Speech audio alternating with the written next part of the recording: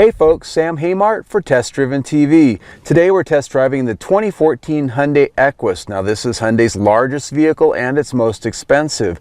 Hyundai says it competes against cars like the BMW 7 Series and the Mercedes S-Class. So does it? Let's find out.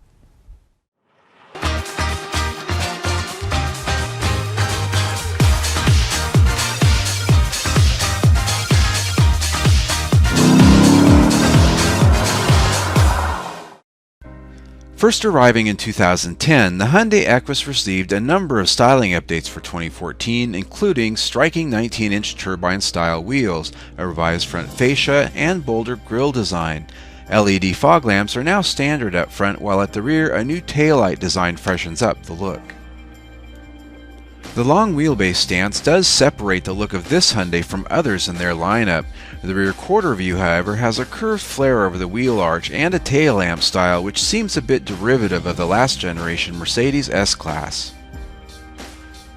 Inside, you'll find a cabin lined with fine leather on the seats, across the dash, and new selections of genuine wood trim for 2014.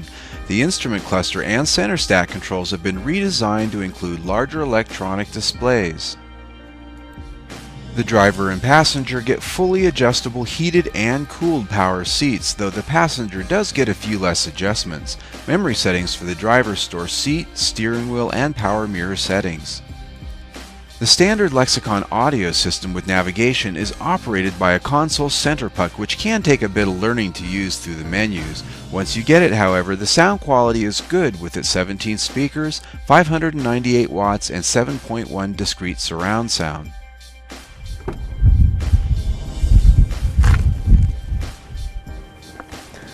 Well, as you can see, there is a lot of room back here. This vehicle has plenty of legroom, and of course with its extended wheelbase, that is to be expected.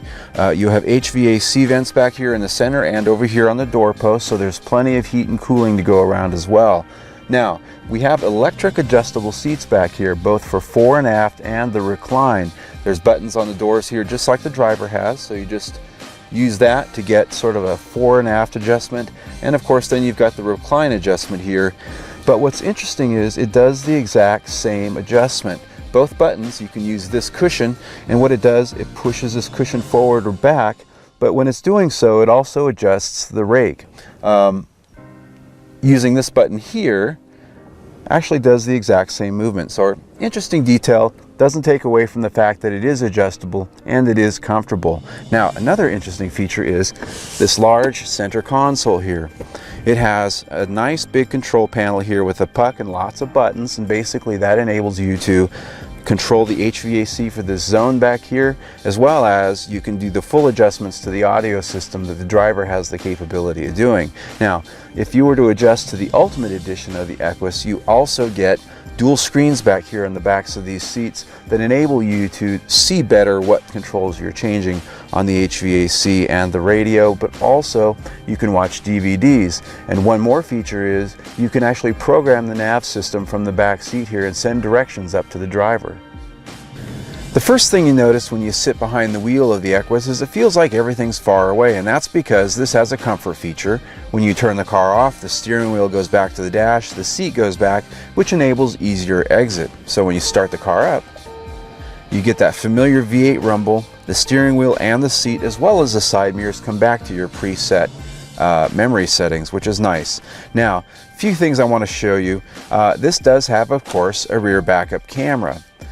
When you put it in reverse, that camera activates, has a nice wide view, but it also has a secondary view. When you press the console button, it actually aims the camera down directly behind the rear bumper, so you can see how exactly close you are to something, be it a pole or some other object, and of course then you can go back out to the full view. I thought that was a pretty slick feature.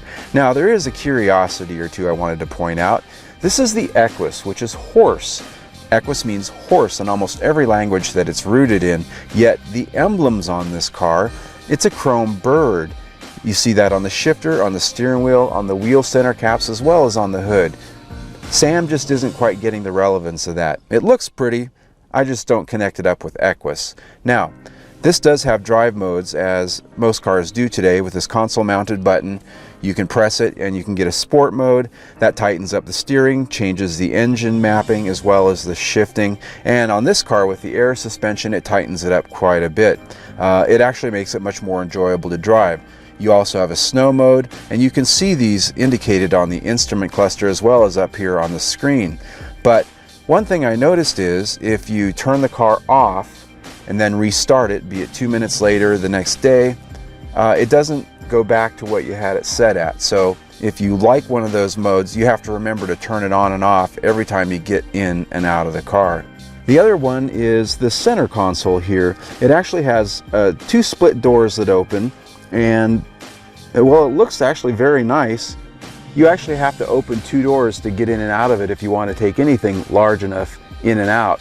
With the Equus, there are no options, thus whether you get the Signature or the Ultimate, driver aids like blind spot detection, rear cross traffic alert, radar cruise control, lane departure warning, and parking assistance are standard, just to name a few. Under the hood is a quiet and smooth 429 horsepower 5-liter direct injected V8 mated to an 8-speed automatic transmission. Rated at 15 miles per gallon city and 23 miles per gallon highway, we achieved 16.5 miles per gallon combined in our week with the Equus. The engine offers up adequate power for the 4,553-pound Equus and has a nicely tuned yet distant V8 sound. Its 8-speed transmission shifts smoothly and without drama. In the driver selectable sport mode, it lets the engine rev higher and shifts tighter. In normal mode, the shifts are less noticeable. Handling is an area where some criticism arose. On neighborhood streets and highways, the air suspension gives a soft, if not a slightly flotacious ride, meaning a little bit boat-like. Spin the knob to sport and it stiffens up considerably as well as giving tighter steering feel. Regardless of drive mode settings, the steering exhibited a high level of kickback and skitter on rougher surfaces, particularly on our mountain road test. Bumps, expansion strips, and other surface changes can tug and jolt the steering wheel in your hands. This is a disappointing characteristic in any car, let alone one in this price range, but this trait was the same we found last year when we test drove the Hyundai Genesis. In all, this platform could use a bit more tuning before its next generation rolls out. So does this car compete against its competitors from Mercedes-Benz or BMW? Maybe. And why I say maybe is because when you sit behind the wheel of a BMW or a Mercedes-Benz, there's something special that really defines that car. It's not necessarily something that shows up on a spreadsheet or a list of features. It's just a look and a feel, sometimes a smell. And when you drive the car, there's a distinct personality that that brand has from behind the wheel. Now, I think Hyundai did a good job of looking at all those brands, maybe coming up with a features list and a few touch points that their car had to have to compete in the market. But what I think is this car isn't quite grown up enough, hasn't quite evolved enough to have that special something that makes a luxury car worth the extra money. And as we talked about, there's a few handling issues, a few little quirks with the control systems here that for me make it a 3.5 out of 5-star car for this week. I'm Sam Haymart for Test Driven TV. I hope you enjoyed the ride.